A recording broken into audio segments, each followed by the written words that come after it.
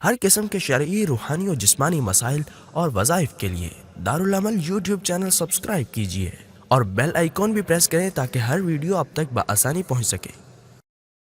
زکوٰۃ کا ایک جامع معنی زکوٰۃ کی تعریف کیا ہوگی؟ مالداروں سے مال لینا، غرباء میں تقسیم کرنا۔ یہ ہے زکوٰۃ کا بنیادی کنسپٹ، بنیادی نظریہ۔ اس میں بہت ساری چیزیں ہیں، بہت سارے مسائل ہیں، بڑے بڑے ابواب ہیں۔ زکوٰۃ کس پر فرض ہے، کس پر فرض نہیں، کون لے سکتا ہے، کون نہیں لے سکتا، بہت ساری چیزیں ہیں۔ لیکن بنیادی تعریف اگر ہم کریں، کوئی دو لفظوں میں کوئی کہے کہ زکوٰۃ کسے کہتی ہیں، تو ہم کہیں گے کہ مخصوص رقم امراء سے لے کر غرباء میں تقسیم کرنا، اس کو زکوٰۃ کہتے ہیں۔ حضرت معاذ رضی اللہ تعالیٰ عنہ کو جب رسول اللہ صلی اللہ علیہ وسلم نے یمن کی طرف بھیجا تو کیا نصیحت فرمائی؟ آپ صلی اللہ علیہ وسلم نے فرمایا، اے معاذ، ان لوگوں پر کلمہ پیش کرنا، جب وہ کلمہ پڑھ لے، یعنی وہ اسلام میں داخل ہو جائے، تو دوسرا حکم ان کو سامنے رکھنا کہ ہم پر، آپ پر 5 وقت کی نماز فرض ہے۔ جب وہ 5 وقت کی نماز قبول کر لیں، پھر تیسری چیز ان کے سامنے رکھیں کہ ہم پر اپنے مال میں سے زکوٰۃ فرض ہے۔ زکوٰۃ کو وہ بنیادی حیثیت حاصل ہے کہ جہاں جہاں اکثر مقامات پہ جہاں نماز کا ذکر آیا ہے، وہاں اس کے ساتھ ہی اللہ تعالیٰ نے زکوٰۃ کو ذکر کیا ہے۔ اقیموا الصلاۃ وآتوا الزکاۃ۔ عبادات میں سب سے بنیادی عبادت نماز ہے، زکوٰۃ کو نماز کے ساتھ جوڑ دیا گیا ہے کہ نماز ادا کرو اور زکوٰۃ ادا کرو۔ اب اس سے اس نماز کی اہمیت تو معلوم ہوتی ہے، وہ تو تمام عبادات کی بنیاد ہے، لیکن نماز کے ساتھ ہی زکوٰۃ کا ذکر کرنا، یہ اس بات پہ دلیل ہے کہ زکوٰۃ بھی اللہ تعالیٰ کی طرف سے بہت عظیم حکم ہے، عظیم عبادت ہے۔ اللہ تعالیٰ اس میں فرماتے ہیں، قرآن کریم کی سورہ توبہ کی آیت نمبر 34 اور 35 ہیں۔ قرآن کو پڑھتے ہوئے اور معنی کو سمجھنا بڑا ایک پرلطف عمل ہے، بڑا مزہ آتا ہے جب آپ قرآن کو ترجمے کے ساتھ پڑھیں یا ترجمے کے ساتھ سنیں کسی عالم سے، پتہ چلے کہ ہمارے پاس جو قرآن ہے، ہم تلاوت کرتے ہیں، اللہ ہم سے کیا فرماتے ہیں۔ اب سورہ توبہ کی آیت نمبر 34 میں اللہ تعالیٰ فرماتے ہیں، والذین، وہ لوگ، یکنزون الذہب والفضہ، جو سونا اور چاندی ذخیرہ کرتے ہیں، جمع کرتے ہیں، دباتے ہیں، ولا ينفقونها فی سبیل اللہ، اللہ کے راستے میں اسے خرچ نہیں کرتا، پیسہ، دولت، سونا، چاندی، بینک بیلنس، جتنا کچھ آتا ہے اسے کیا کرتا ہے؟ ذخیرہ کرتا ہے، مٹی کے نیچے دباتا ہے، قالینوں کے نیچے رکھتا ہے، بینک میں جمع کرواتا ہے۔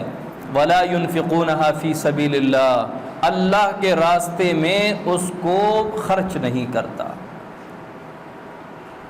مال کون دیتا ہے؟ اللہ دیتا ہے۔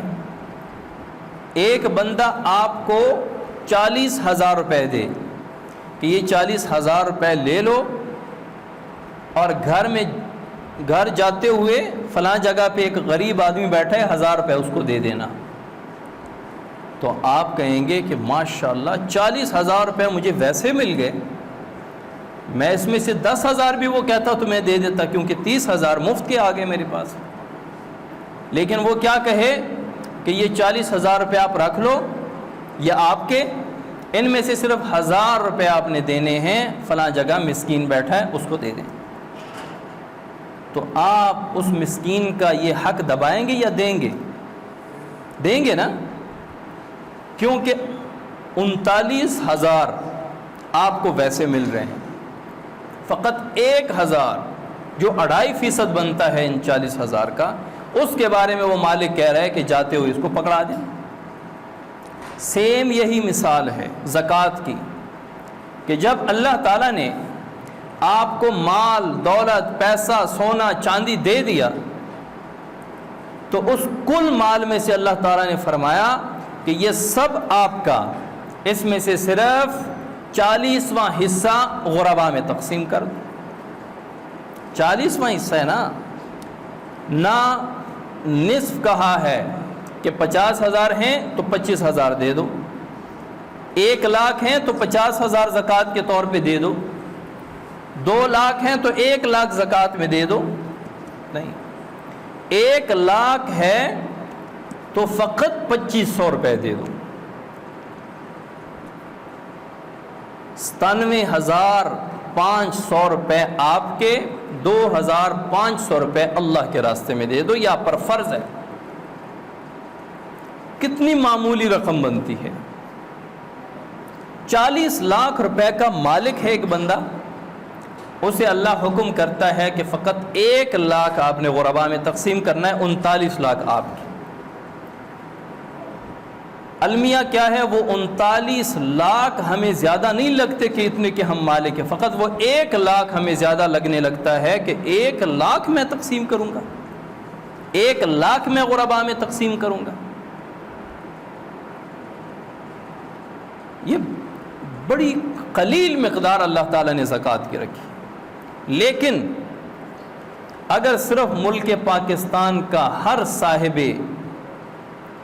زر جو ہے، امیر بندہ، مال و دولت والا، پیسے والا، صاحب نصاب، اگر ہر بندہ پوری زکوٰۃ ادا کرتا یا کرنا شروع کر دے تو پاکستان میں ہر بندے پر زکوٰۃ فرض ہو جائے گی۔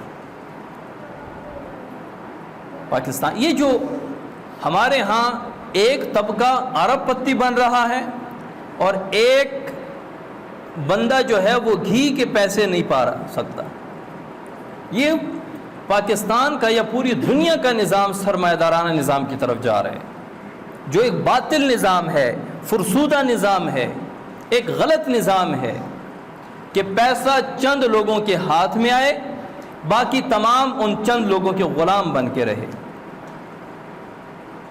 یہ پورا نظام دنیا کا اس طرف جا رہا ہے۔ آپ دیکھیں کہیں پہ تو 20 منزلہ بلڈنگ بن رہی ہیں، اس کے نیچے سے پھیری والا جب اس بلڈنگ کو دیکھتا ہے کہ خدایا یہ کیا حال ہے، میں رات کو 1 کلو آٹے کے پیسے گھر نہیں لے جا سکتا اور یہاں پہ 10-20 منزلہ بلڈنگ بن رہی ہے۔ وجہ کیا ہوتی ہے؟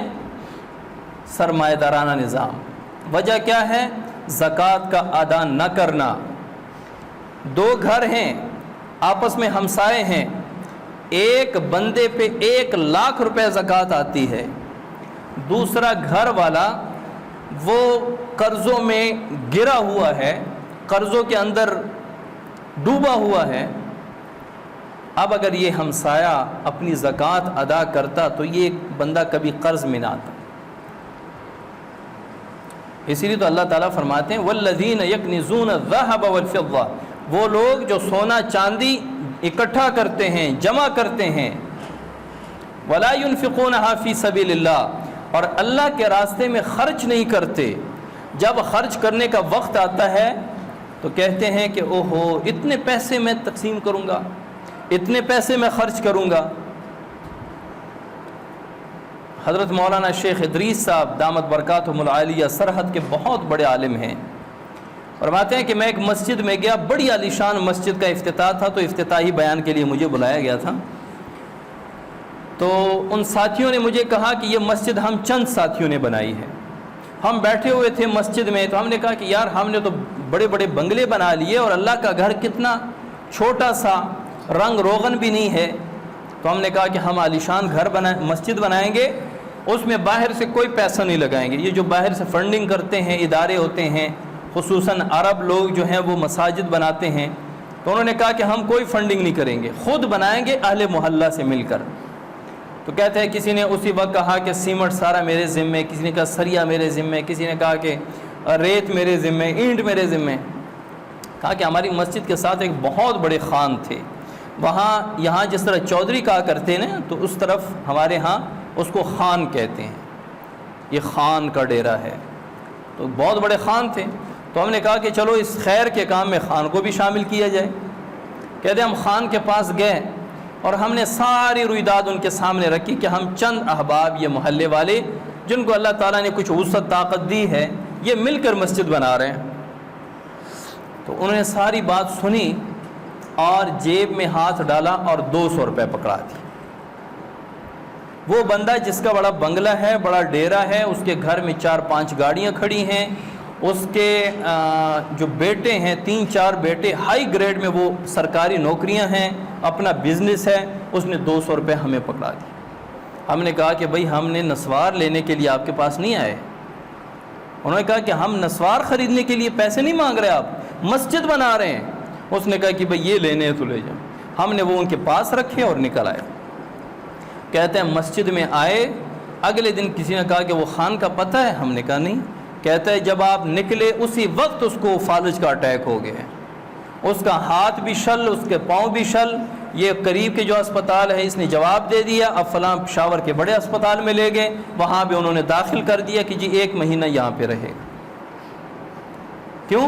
لا ينفقونها فی سبیل اللہ، جمع کرتے ہیں سونا چاندی، جمع کرتے ہیں پیسہ دولت، لا ينفقونها فی سبیل اللہ، اللہ کے راستے میں خرچ نہیں کرتے۔ تو اللہ کیا فرماتے ہیں؟ فبشرہم بعذاب علیم، ان کو خوشخبری سناؤ دردناک عذاب کی۔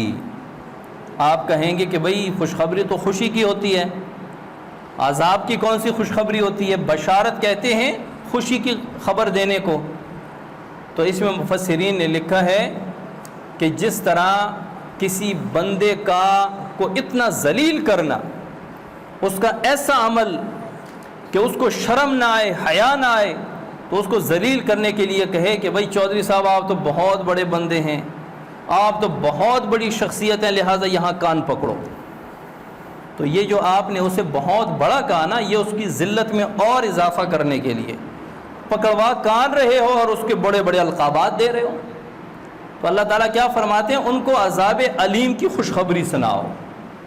اتنے بے فکر ہیں، مال میں نے دیا ہے، پیسہ میں نے دیا ہے، تم جو کہتے ہو نا کہ ہم خود کما کے لائے ہیں، جو آپ کے سامنے روٹی رکھی ہے، ایک چپاتی رکھی ہے، یہ چپاتی کیسے آئی ہے؟ پہلے گندم کے دانے کے لیے زمین کو نرم کیا ہے نا، نرم کر کے دانہ ڈال دیا، اب کوئی مائی کا لال اس دانے سے پودا نکال کے دکھائے، ایڑی چوٹی کا زور لگائے، ساری فوج، وکلاء، عدلیہ، سرمایہ دار، ان سب کو اکٹھا کر کے لائے اور کہے کہ جی یہ دانہ میں نے ڈالا ہے، پودا نہیں نکل رہا، اگ نہیں رہا، اگانے والی ذات کون ہے؟ سب کہو اللہ، ہر کام اللہ کر رہا ہے، ہر اللہ کر رہا ہے۔ لیکن جب پیسے جیب میں آ جائیں پھر ہر بندہ فرعون بن جائے کہ میں نے خود کمائے ہیں۔ تو ایسے لوگوں کے لیے اللہ تعالیٰ پھر فرماتے ہیں فبشرہم بعذاب علیم، ان کو دردناک عذاب کی خوشخبری سنا دو۔ اور آگے کیا فرماتے ہیں؟ یوم یحمی علیہا فی نار جہنم فتکوی بہا جباہہم وجنوبہم وظہورہم، کہ یہ جو مال جو کما کے اکٹھا کر کے جمع کرتے ہیں، نہ زکوٰۃ ادا کرتے ہیں، نہ صدقہ فطر ادا کرتے ہیں، نہ قربانی کرتے ہیں، کیا کہتے ہیں؟ جی یہ سارا میرا ہے، میں نے کمایا ہے، میں کیوں دوں زکوٰۃ میں، میں کیوں دوں خیرات میں، میں کیوں دوں صدقات میں؟ جو جمع کرتا ہے قیامت والے دن جہنم میں اس پورے مال کو پگھلایا جائے گا، اور اس مال سے اس کا ماتھا، جباہہم وجنوبہم، اس کا یہ ایک سائیڈ، وظہورہم، اور ان کی پیٹھ، ان 3 چیزوں کو داغا جائے گا قیامت والے دن جہنم میں۔ اس کے مال کو پگھلا کر ماتھا اور ایک سائیڈ اور پیٹھ، ان 3 جگہوں کو داغا جائے گا۔ مفسرین نے لکھا ہے کہ اللہ تعالیٰ نے ان 3 چیزوں کا ذکر کیوں فرمایا؟ آنکھ بھی ہو سکتی ہے، زبان بھی ہو سکتی ہے، ہاتھ ہو سکتے ہیں کہ جن ہاتھوں سے اس نے زکوٰۃ دی نہیں۔ مفسرین نے اس کی تفسیر یہ لکھی ہے کہ جب آپ کسی کی کہیں گے نا کہ بھئی زکوٰۃ ادا کریں، تو اس کے سب سے پہلے ماتھے پہ بل آتے ہیں، یعنی اس کو یہ اچھا نہیں لگتا۔ ہم تو جاتے ہیں نا مدرسے کے لیے ان معصوم بچوں کے لیے چندہ کرنے کے لیے، اللہ اور اللہ کے رسول کے ان مہمانوں کے لیے جب چندہ کر کے در در کی ٹھوکریں کھاتے ہیں نا تو باتیں بھی سننی پڑتی ہیں۔ پچھلے سال ایک دکان کے اندر جانا ہوا مدرسے کے چندے کے سلسلے میں، تو میں نے جیسے ہی دروازہ کھولا اندر سے بندہ کہہ رہا ہے دوسرے کو، یار یہ پھر آ گئے ہیں۔ اللہ کی قسم اگر کوئی سر پہ کلہاڑی بھی مارتا نا تو مجھے اتنی تکلیف نہیں ہوتی جتنی سے بات سے ہوئی، لیکن میں نے کہا کہ کون سا اپنے لیے مانگ رہے ہیں؟ یا اللہ تیرے بندوں کے لیے مانگ رہے ہیں، تیرے حبیب کے مہمانوں کے لیے مانگ رہے ہیں، اس میں کوئی شرم نہیں، کوئی عار نہیں، اپنے لیے یا اللہ مانگنے پہ مجبور نہ کرنا۔ یا اللہ میں اپنے لیے مانگوں وہ وقت نہ دکھا، ان بچوں کے لیے، مسلمانوں کے ان معصوم بچوں کے لیے جنہوں نے یہ امانت ہمارے پاس چھوڑی ہے، ان کے لیے ہم باتیں بھی برداشت کر سکتے ہیں۔ یا اللہ ہمیں کسی کا منگتا نہ بنا، ہم تیرے منگتا رہنے چاہتے ہیں۔ تو جب آپ کسی کو کہیں نا کہ چندہ دو، زکوٰۃ دو، تو سب سے پہلے اس کے ماتھے پہ بل آتے ہیں۔ تو اس لیے اللہ تعالیٰ نے فرمایا جباہہم، ان کے ماتھے داغے جائیں گے۔ جب کسی نے آپ کو چندہ زکوٰۃ کا کہا تھا تو آپ کے ماتھے پہ بل آئیں۔ تو جب بندہ یہاں سے کہہ رہا ہے کہ بھئی زکوٰۃ ہو، تو وہ فوراً سائڈ چینج کر لیتے ہیں، جی آپ بات کریں یہ تو بس ویسے مانگنے والے ہیں، تو سائڈ چینج کرتے ہیں نا، تو یہ پہلو اس کی طرف کر دیا، تو اللہ تعالیٰ نے دوسرا پہلو کا ذکر کیا کہ اس کے پہلو کو داغا جائے گا۔ اور کچھ تو منہ موڑ کے چلے جاتے ہیں کہ بھئی میرے پاس کچھ بھی نہیں، اور چلے جاتے ہیں اور پیٹھ کر دیتے ہیں اس کے پیچھے۔ تو اللہ تعالیٰ نے پیٹھ کی بات کی کہ ان کے پیٹھ کو داغا جائے گا۔ اتنا تو بندہ احساس رکھے، سوچے کہ اگر میرے اوپر زکوٰۃ فرض ہے تو کیوں فرض ہے؟ اللہ تعالیٰ نے مال دیا ہے تو فرض ہے، نہ دیا ہوتا تو میں بھی کسی کے در پہ جا کے مانگتا۔ یا اللہ تیرا شکر ہے کہ تو نے مال دیا ہے، اب میں ایک ایک پیسے کا حساب لگا کے زکوٰۃ ادا کروں۔ یہ نہیں کہ میں اس میں ہیلے بہانے کروں گا کہ جی یہ پلاٹ تو میں نے اپنے گھر کے لیے خریدا ہے، کہ کبھی میں اس میں گھر بناؤں گا، حالانکہ سیل کرنے کے لیے خریدا تھا۔ اب بندوں کو تو آپ دھوکہ دے سکتے ہیں، اللہ کو تو دھوکہ نہیں دے سکتے۔ ثعلبہ بن حاطب یہ ایسے شخص تھے جو مدینہ منورہ میں 5 وقت کی نماز رسول اللہ صلی اللہ علیہ وسلم کے پیچھے ادا کیا کرتے۔ ثعلبہ بن حاطب ایک مرتبہ رسول اللہ صلی اللہ علیہ وسلم کے پاس آئے اور عرض کیا، اللہ کے حبیب میرے لیے دعا کریں کہ اللہ تعالیٰ میری مال میں فراوانی کرے، مجھے بہت سارا مال دے۔ آپ صلی اللہ علیہ وسلم نے فرمایا، اے ثعلبہ جس طرح میں گزارا کر رہا ہوں تو بھی اس طرح گزارا کر لے، کیا کرنا ہے بڑا مال، کثیر مال جمع کر کے اس دنیا سے خالی ہاتھ جانا ہے۔ تو وہ پھر آیا، یا رسول اللہ میرے لیے کثیر مال کی دعا کر دیں۔ آپ صلی اللہ علیہ وسلم پھر سمجھایا، 2-3 مرتبہ جب وہ آئے تو آپ صلی اللہ علیہ وسلم نے ہاتھ اٹھایا کہ یا اللہ ثعلبہ کو کثیر مال عطا فرما۔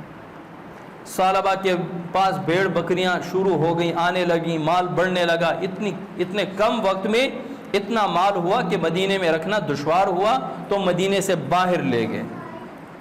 مدینے سے جب باہر لے گئے تو مسجد نبوی سے دور ہو گئے، اب صرف ظہر اور عصر کی نماز مسجد نبوی میں ہوتی، فجر مغرب عشاء وہ وہیں پہ اپنے ریوڑ کے ساتھ وہیں پہ رات گزارتا، وہیں پہ نمازیں پڑھتا۔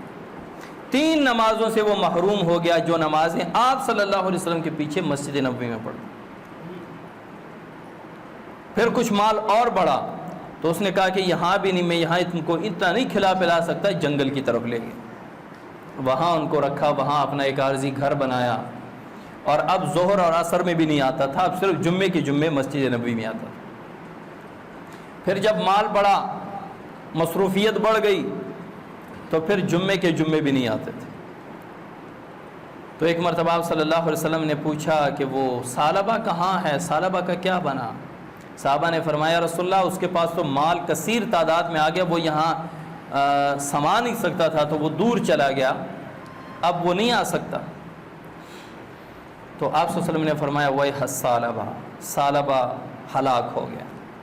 ثعلبہ پر افسوس، ثعلبہ پر افسوس، یہ آپ صلی اللہ علیہ وسلم نے فرمایا۔ جب زکوٰۃ فرض ہوئی تو آپ صلی اللہ علیہ وسلم نے عاملین زکوٰۃ کو بھیجا کہ جاؤ اور لوگوں سے زکوٰۃ اکٹھی کرو، مسلمانوں سے زکوٰۃ اکٹھی کرو۔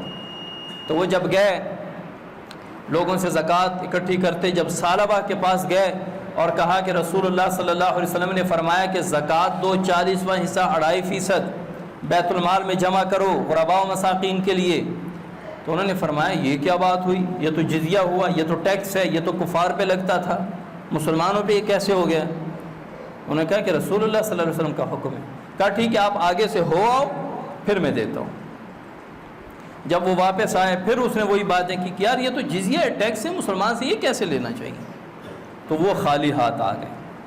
تو جب آپ صلی اللہ علیہ وسلم نے ان کی بات سنی کہ ثعلبہ نے یہ کہا تو آپ صلی اللہ علیہ وسلم نے 3 مرتبہ فرمایا وَيْحَ ثعلبہ وَيْحَ ثعلبہ، افسوس ثعلبہ ہلاک ہو گیا، افسوس ثعلبہ پر۔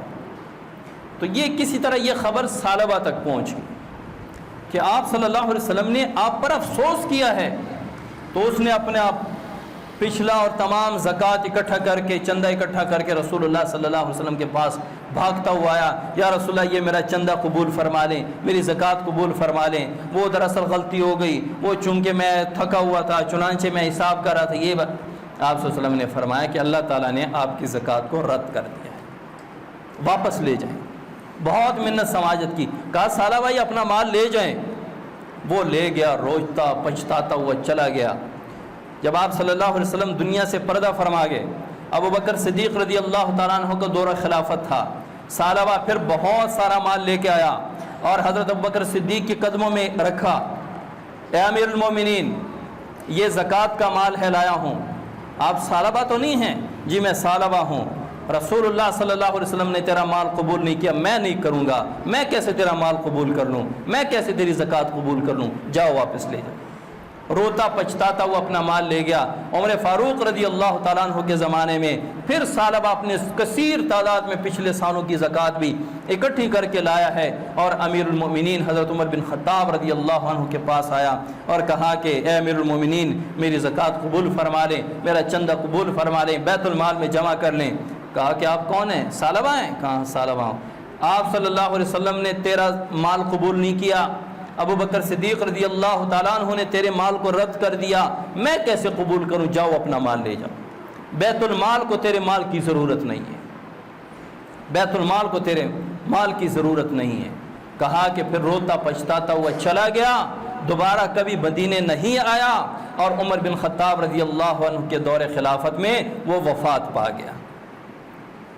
ایک صحابی، ایک شخص نے صرف یہ کہا تھا کہ یار زکوٰۃ اور ٹیکس ہوتا ہے، جزیہ ہوتا ہے، یہ مسلمان سے نہیں لینا چاہیے۔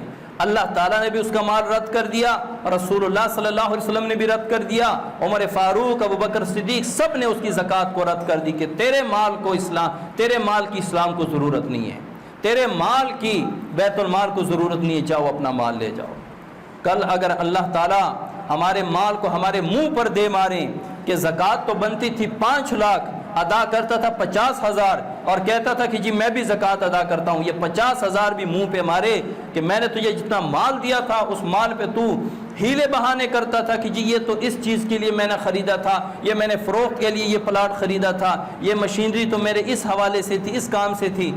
اللہ تعالیٰ کو دھوکہ نہیں دے سکتے، اللہ تعالیٰ نیتوں کے مالک ہیں، وہ تو جانتے ہیں کس نیت سے آپ نے پلاٹ خریدا ہے، کس نیت سے آپ نے مشینری خریدی ہے، آپ کے پاس کتنا مال ہے تجارت کا، آپ کا بینک بیلنس کتنا ہے، اللہ تو سارا جانتا ہے، اور جواب بھی اللہ تعالیٰ کو دینا ہے۔